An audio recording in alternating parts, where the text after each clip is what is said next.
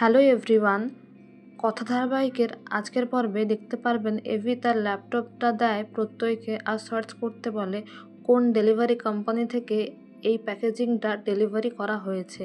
তারপর এভি খুঁজেও পায়, দেখতেও পায় যে কোন লোকেশনটা দেওয়া হয়েছে। অর্ণা বলে এটা তো অ্যাটেম্প টু মার্ডার, তাই আমার মনে হয় আইনি পদক্ষেপ নেওয়া উচিত, প্রিয়ার সাথে কথা বলা উচিত। তারপর প্রত্যয় পুলিশের সাহায্য নিতে চাইলে এভি বলে আগে আমরা দেখে আসি, তারপর পুলিশ যাবে, নয়তো ওরা সজাগ হয়ে যাবে, ধরতে পারবো না। জানতে তো হবে কথাকে কে আমার থেকে আলাদা করতে চাইছে। কথা বলে পাচক মশাই যা হচ্ছে ভালোই হচ্ছে। এভি বলে মানেটা কি?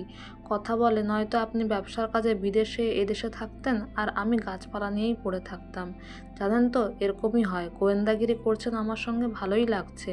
যারা বিয়ের পর বউকে ভালোবাসে না তাদের এরকমই অবস্থা হয়। এভি বলে তুই একদম লেকপুল করবি না, চল।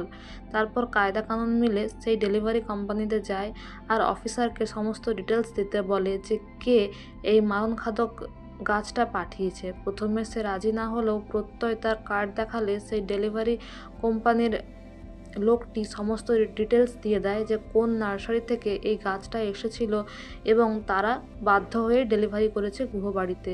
এদিকে যাওয়ার পথে কথা সিট বেল্ট না লাগাতে পারলে এভি বলে এতদিন হয়ে গেল এখনও সিট বেল্টটা ঠিক করে লাগাতে পারলি না। কথা এভির মধ্যে বেশ খুনসুটির মুহূর্ত আপনারা দেখতে পারবেন। এদিকে কথা এভি সেই নার্সারিতে গিয়ে পৌঁছালে রিচা দেখতে পায় আর মনে মনে বলে এরা গোয়েন্দাগিরি করতে এখানে এসেছে। এদিকে এভি বলে যে এখান থেকেই একটা নরখাদক গাছ তাদের বাড়িতে গেছিল, কিন্তু রিচা ইংরেজিতে কথা বলে আর বলে যে না না এমন কিছু নয়, সেরকম থাকলে রেজিস্টার খাতায় নোট ডাউন করা থাকতো। যদিও কথা একটা ক্লু পেয়ে যায় আর সেখান থেকে কায়দা কানুন সবাই গৃহবাড়ি ফেরত চলে আসে।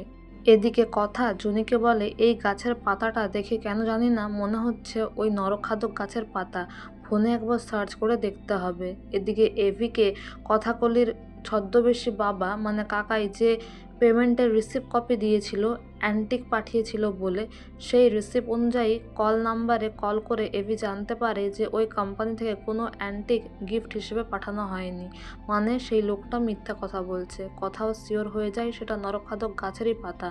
এদিকে রিচা বলে যে এবার কথা এভি তো মরবেই, নতুন করে ঘুঁটি সাজাচ্ছে এই রিচা। তারপর রিচা কিছু লোকদেরকে নিয়ে এসে নার্সারিটা খালি করিয়ে দেয় যাতে কথা এভি এলে আর খুঁজে না পায়। এদিকে কথা তার ঘরে আলো বন্ধ করেই বসে থাকলে এভি বলে ঘর অন্ধকার করে কেন বসে আছিস, আলোটা জ্বালিয়ে দে। কথা বলে আর এত আলো ভালো লাগছে না পাচক মশাই। এভি বলে সত্যি মানতে পারছি না যে তোর বাবা তোকে মারার জন্য এরকম করতে পারে।